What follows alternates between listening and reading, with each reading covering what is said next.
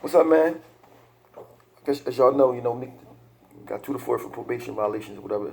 I mean, it's trending. So, but what it did do, one positive thing I guess you could say that it did was shine a spotlight on Pennsylvania, like judicial system, man. It's crazy. I mean, because they do all types of illegal, crazy stuff all the time. You know what I mean? Did it to a person like Meek, though he got fame, so it's like a lot of people gonna know about it. But they do stuff that's crazy, man. 'Cause they know most people coming, they don't have money for a lawyer and stuff like that.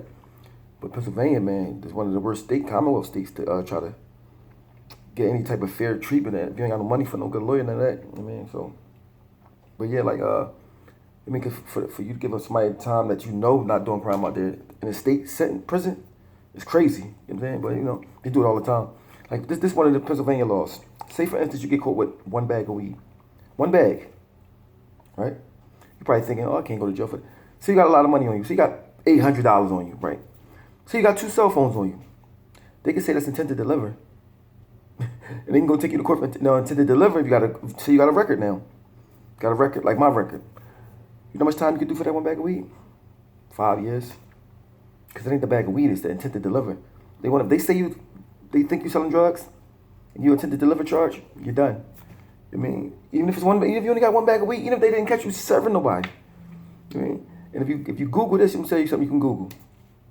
Pennsylvania had the most people doing life as a juvenile than anywhere in the whole world.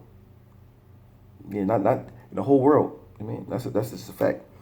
Even though the Constitution, they just said, the Supreme Court just said it's a cruel and unusual punishment to give a juvenile life sentence. I mean, so they letting people out, resentencing them. So Pennsylvania has so many juveniles doing life, it's taking them. They still ain't finished. I mean, sorting out who get what time. I mean, they're giving everybody life. I mean, Pennsylvania got 27 state prisons. I mean, they filled to the brim, man.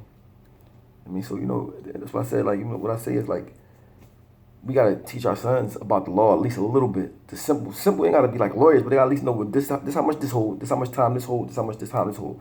If you're gonna go in there and rob a store with a gun, I mean, they certify you as an adult. It's mandatory 5 to 10. They gotta give you mandatory. They can't give you underneath that with a gun involved in a robbery, stuff like that. I mean, 'cause, a lot of kids don't know the law until they locked up, and then they like, oh, I can get that much time for this.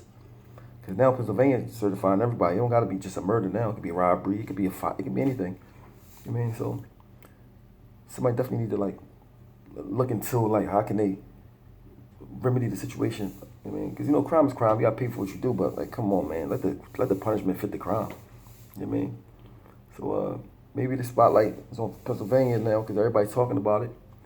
I mean, especially if the governor could sign I don't see what they saying. The governor got to try. The governor could just see, sign your drink, get you out. That's what I thought. The governor can pardon you from getting the death penalty. But we just sitting here kicking it. You mean? Peace out, y'all.